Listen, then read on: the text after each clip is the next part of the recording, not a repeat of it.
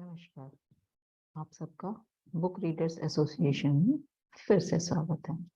आज जिस बुक की हम सब बात करेंगे वो है the psychology of money, written by Morgan Housel. ये लेटेस्ट टाइम की इतनी खूबसूरत बुक है फाइनेंस के लिए, जिसने बहुत अच्छे तरीके से ये समझाया है कि पैसा सिर्फ कमाना मेहनत का नहीं, साइकोलॉजी का भी गेम है। और उसे मैनेज करना तो सिर्फ साइकोलॉजी का गेम है। मतलब हमारा दिमाग किस तरह से उसे रिसीव करता है, उसे कैसे मैनेज करता है, इन सब पे डिपेंड करता है कि हमारा कमाया हुआ पैसा हमारे पास कितनी देर तक टिकता है। इस बुक में उन्होंने 20 चैप्टर्स में चीजें समझाई हैं कि अपने मैसेजेस दिए हैं, तो एक एक करके शुरू करते हैं। सबसे पहले नो वंस क्रेजी। उन्होंने बताया कि हर एक किसी को लगता है कि मेरा जो पर्सनल एक्सपीरियंस है उसके हिसाब से मेरा पैसा मेरे लिए काम करता है, मैं उस हिसाब से पैसा कमा पाता हूँ, जबकि ऐसा नहीं है। 80% आप जैसे सोचते हैं उसके हिसाब से आप पैसा कमाते या खर्च करते हैं। इसके लिए उन्होंने बहुत सारे एग्जाम्पल्स भी दिए हैं कि कब कहाँ क्या हुआ। तो बहुत सारे एग्जाम्पल्स के थ्रू उन्होंने ये समझाने की बहुत अच्छे से कोशिश की है कि हम सोचते कैसे हैं, ये बहुत फर्क पड़ता है। क्योंकि छोटे छोटे पैसे कमाने वाले भी बहुत सारे पैसे इकट्ठे करके रिच हो सकते हैं, और बहुत ज्यादा कमाने वाले भी उसे खर्च करके वापस गरीब हो सकते हैं। Second, luck and risk. Nothing is as good और as bad as it seems. मतलब सब कुछ करते हो, लेकिन कई बार आपको वो चीजें वैसी नहीं मिलती जैसी आपने सोची होती हैं, तो वहाँ लक का मैटर करता है। इसके लिए उन्होंने बिल गेट्स का बहुत खूबसूरत सा एग्जाम्पल दिया है कि बिल गेट्स आज की डेट में क्या है किसी को ये बताने की जरूरत नहीं है। लेकिन किसी को ये नहीं पता, उनका एक स्कूल फ्रेंड था जो एक माउंटेन ट्रैकिंग में एक्सपायर हो गया था। ऑल्दो वो भी कंप्यूटर में बहुत अच्छा था, ऑल्दो वो भी बहुत टैलेंटेड था, बट जिंदगी ने उसे मौका नहीं दिया, बिल गेट्स को दिया, एंड दैट इज लक। और इसके साथ ही उन्होंने ये भी कहा है कि आप रिस्क लेते हो या नहीं लेते हो, दैट ऑल्सो मैटर्स। क्योंकि कई बार आप सब कुछ लक पे छोड़ देते हो तो भी वो चीजें काम नहीं करती। हमेशा हमें ये ध्यान रखना चाहिए कि हम be careful who you praise and admire, be careful who you look down upon and wish to avoid becoming. This is a risk.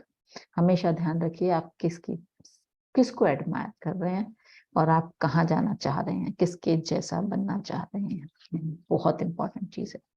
Next, never enough when rich people do crazy things. कई बार आपने देखा होगा, सुना होगा कि एक बहुत ही अमीर आदमी था, उसने कोई छोटी सी ऐसी चीज की जो इतने बड़े आदमी से एक्सपेक्टेड नहीं थी। उसके लिए उन्होंने एक एग्जाम्पल भी दिया है कि एक बंदा था, उसने बहुत पैसे कमाए और उसने कहा तुम्हारे पास इतने पैसे कभी नहीं हो सकते। तो उन्होंने कहा हाँ मेरे पास इतने पैसे नहीं हो सकते, लेकिन मेरे पास जो एक चीज है ना, इनफ, वो उसके पास कभी नहीं आ सकती। मतलब बात ये नहीं है कि आपको आगे की मेहनत नहीं करनी है, लेकिन जितना है उसमें खुश रहना भी सीखना है। ज्यादा के लिए काम करते रहिए, लेकिन जितना है उसमें परेशान मत होइए। The hardest financial skill is getting the goal post to stop moving. इधर उधर ना जाए, ताकि जहां जाना है वहां के लिए काम कर सकें। Social comparison is the problem. आप कितने भी अमीर हो जाएं, तब भी अगर आपसे आगे कोई है तो आप हमेशा गरीब अपने आप को महसूस करेंगे। Enough is not too little. Enough का मतलब ये नहीं है कि मेरे पास सिर्फ आज का खाना है और आज के कपड़े हैं तो मैं उसे इनफ समझ लूं, नहीं, that is not enough. Enough मतलब आपके लाइफ के पर्टिकुलर लाइफ स्टैंडर्ड के साथ आपके कैसे मैनेज कर सकते हैं, that is enough. There are many things never worth risking no matter the potential gain. कई बार आपको ध्यान रखना होता है, कई बार लोग अपनी रेस्पेक्ट, अपनी जो अपना नाम कमाया होता है उसे भी दाव पे लगा देते हैं। ऐसा नहीं करना चाहिए। Next, confounding and compounding. Warren Buffett ji की जो टोटल वर्थ है 81.5 billion, out of 84.5 billion net worth में से 65th बर्थडे के बाद आई है, मतलब टोटल वर्थ इज 84.5 बिलियन और उसकी 81.5 billion worth after 65th birthday आई है. Our minds are not built to handle such absurdities. मतलब हमारा दिमाग इस चीज को मानने को तैयार ही नहीं होता कि ऐसा भी हो सकता है, उन्हें तो आज ही चाहिए, इसी चीज के लिए चाहिए. तो इसलिए हमेशा ध्यान रखिए, कंपाउंडिंग जो जितना ज्यादा देर तक काम करेगी, जितना कंपाउंडिंग को आप जितना ज्यादा समय दे पाएंगे, कंपाउंडिंग आपको उतने बेटर रिजल्ट दे पाएगी. इसलिए जितनी जल्दी हो सके अपने पैसे को बिल्ड करने पे लगा देना चाहिए. Getting wealthy versus staying wealthy. Good investing is not necessarily about making good decision. It's about consistently not screwing up. मतलब आपने पैसे लगाए, अच्छे ग्रो कर रहे थे, लेकिन एक दिन अचानक से आपको पैसे की कमी महसूस हुई किसी वजह से और आपने पैसे को विड्रॉ कर लिया. नहीं, इंटरप्शन बहुत गड़बड़ है. चार्ली मुंगर जी ने भी कई बार बताया, इसमें लिखा है उन्होंने कई बार कि चार्ली मुंगर जी ने बोला है कि एक्सपोनेंशियल को आपको टाइम देना होता है, उसे इंटरप्ट नहीं करना होता. तो आप आराम से बिल्ड होने दीजिए कंपाउंडिंग को. Planning is important, but the most important part of every plan is to plan on the plan, not going according to plan. मतलब जब भी प्लानिंग करें तो हमेशा इस प्लानिंग के साथ में प्लानिंग करें. अगर ये ऐसा नहीं हुआ तो हम क्या प्लान करने वाले हैं, ये बहुत इंपॉर्टेंट चीज है. ठीक है, next, tails you win. You can be wrong half the time and still make a fortune. हमेशा सही होना ही जरूरी नहीं होता आपको सक्सेसफुल होने के लिए. समटाइम्स आप गलत भी होंगे, ये एक नॉर्मल चीजें हैं. लेकिन आप अपने आसपास जितने भी सक्सेसफुल बंदों को देखते हैं, जानते हैं, अगर आप उनके बारे में पढ़ेंगे, समझेंगे, उनसे बात करेंगे, तो वो खुद बताएंगे कि वो कितनी बार फेल हुए हैं. तो इट्स नॉट अबाउट फेल होना गलत बात है.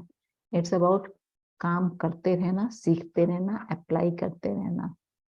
ये बहुत इंपॉर्टेंट है क्योंकि कई बार सिर्फ आंखों की टेल ही आपको सक्सेस दिला देती है. Freedom, controlling your time is the highest dividend money page. क्योंकि हम सबको लगता है पैसा आ जाएगा तो हमारे पास ये हो जाएगा, वो हो जाएगा, पैसे के बाद हम ये करेंगे, वो करेंगे. नहीं, पैसे का बेस्ट डिविडेंड है कि आपका टाइम आपका होगा. आप अपने टाइम को अपने हिसाब से जी पाएंगे. और अगर आपके दिमाग में ऐसा है, आप इसके लिए काम कर रहे हैं, तो आप एक सक्सेसफुल जिंदगी जरूर से जिएंगे. तो इसलिए काम करिए, बहुत सारा काम करिए, बहुत सारे पैसे कमाइए. इसलिए नहीं कि कल को आप इससे ज्यादा बिजी हो जाएं, इसलिए कि आप आज से ज्यादा फ्री हो सकें.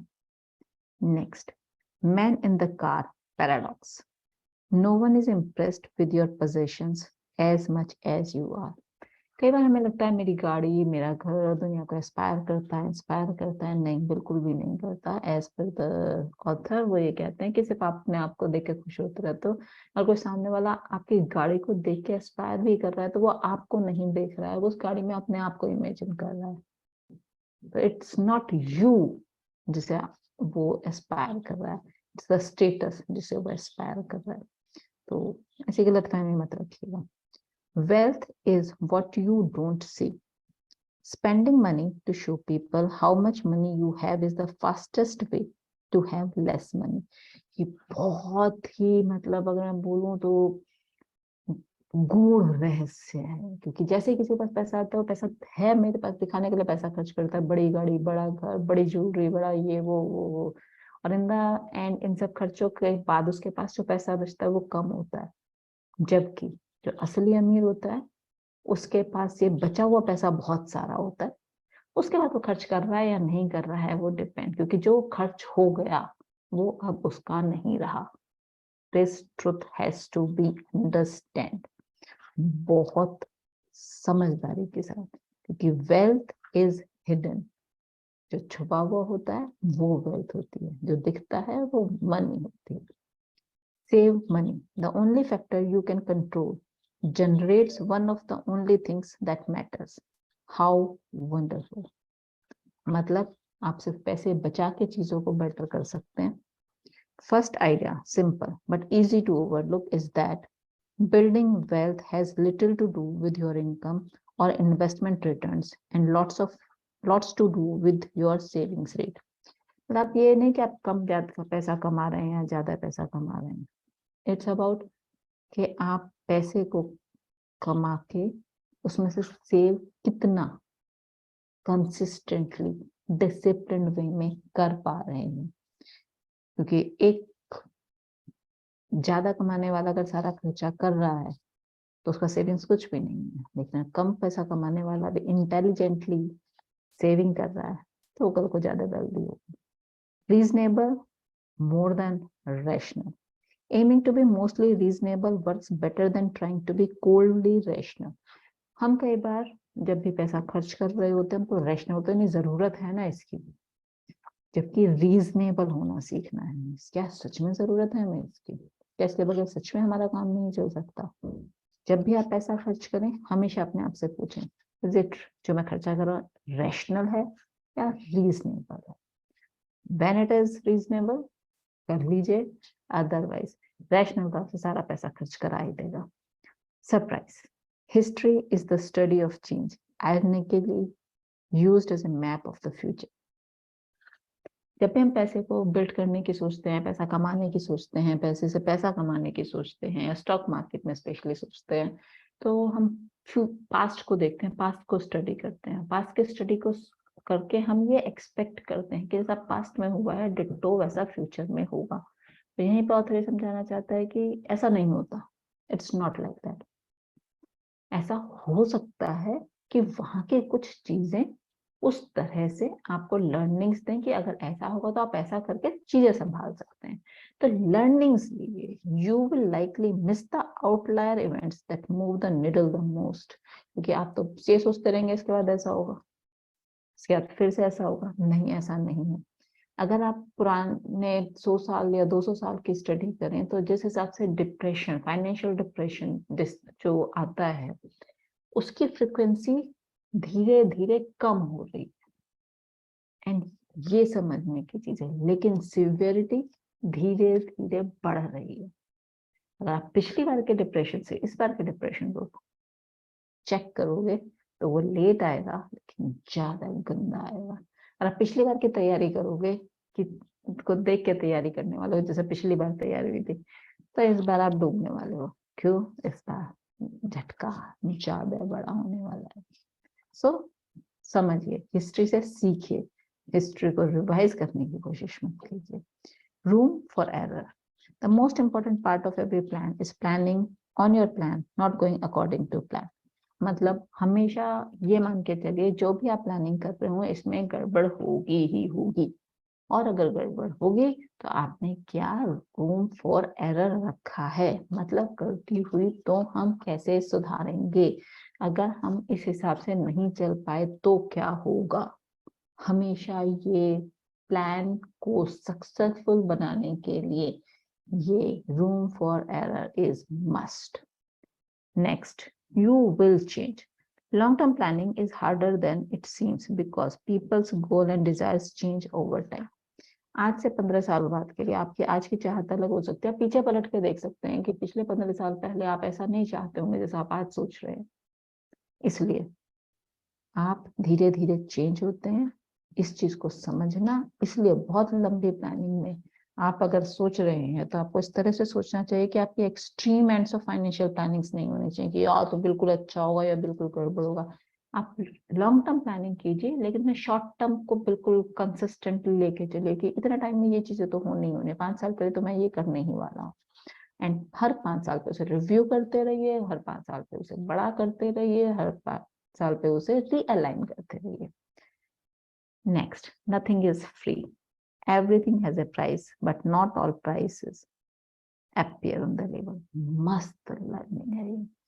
दुनिया में कुछ भी फ्री नहीं होता, बट सबका रेट लेवल पे नहीं लिखा होता. कुछ लर्निंग्स आपको सिखा के जाती हैं पैसों में, इमोशंस में, बहुत तरह से. तो ये सोचने की जरूरत है. उन्होंने बताया भी है कि अगर आप देखें कि स्टॉक मार्केट में पिछले कुछ टाइम में इतनी बार ऊपर नीचे हुआ लेकिन वैसे देखें तो प्राइस हमेशा बढ़ ही जाता है उस स्टॉक का, तो उसने लर्निंग्स तो बहुत सारी दी, लेकिन आपने क्या ली ये समझने की बात है।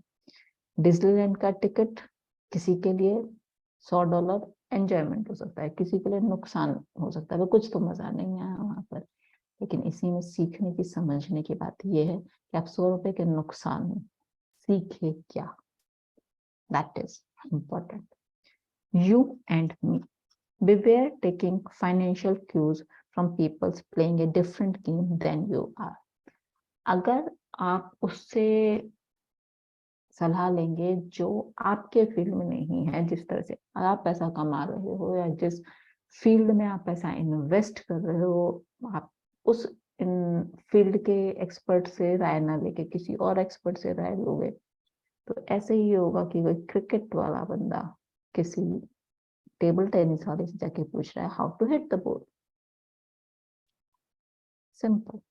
सो आप जिस फील्ड में काम कर रहे हो उस फील्ड के एक्सपर्ट से मिलिए, उस फील्ड के एक्सपर्ट से सीखिए, उस फील्ड के एक्सपर्ट के साथ काम करिए और बेटर होइए on daily basis. Next, the seduction of pessimism. Optimism sounds like a sales pitch. Pessimism sounds like someone trying to help you. बहुत समझने वाली चीज है। ऑप्टिमिज्म में लगता है सब कुछ अच्छा होगा, अच्छा होगा, अच्छा होगा। पेसिमिज्म सब कुछ खराब होगा, खराब होगा, खराब होगा। जबकि ऑप्टिमिज्म का मतलब ये है कि अगर खराब भी हुआ तो भी लॉन्ग टर्म में अच्छा होने वाला है। ये कॉन्फिडेंस और ये बिलीफ इज ऑप्टिमिज्म। खराब तो होगा और बीच में गड़बड़ होंगी, जैसा आज शुरू किया है बिल्कुल इसी तरह रोज ही चीजें नहीं जाएंगी, लेकिन उन ऊपर नीचे होने के बावजूद the end result is going to be good. This is optimism. One is that money is ubiquitous, so something bad happening tends to affect everyone and captures everyone attention। कुछ भी गड़बड़ होता है ना तो सबको एकदम पता चलता है, जो अच्छा हो रहा होता है वो धीरे धीरे धीरे धीरे बिल्ड हो रहा होता है। तो सोच समझ के, optimist and pessimist। When you will believe anything, appealing fictions and wise stories are more powerful than statistics। अगर आप किसी से बात करते हैं, आप उससे फैक्ट्स पे बात करते हैं तो उसे लगता है हाँ हाँ हाँ ऐसा ही है, लेकिन जैसे आप स्टोरी पे सुनाते हो तो स्टोरी में उसके बिलीव्स छुपे होते हैं, उसके हिसाब से वो आगे काम कर पाता है। The more you want something to be true, the more likely you are to believe a story that overestimates the odds of it being true। Beliefs, story, उस कहानी की में अगर आप अमीर होना चाहते हैं तो आपको ये सोचना पड़ेगा, ये मानना पड़ेगा, आपके बिलीफ में होगा, आपके कितनी स्टोरी होगी कि मैं ऐसे करूंगा उसके बाद ऐसा होगा, वो होगा। फैक्ट्स नहीं होंगे उसमें कहीं भी, स्टोरी होगी।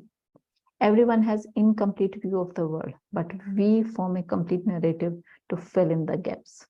हम अपनी स्टोरी बीच में लगा लगा के एड ऑन कर करके चीजें पूरी कर देते हैं।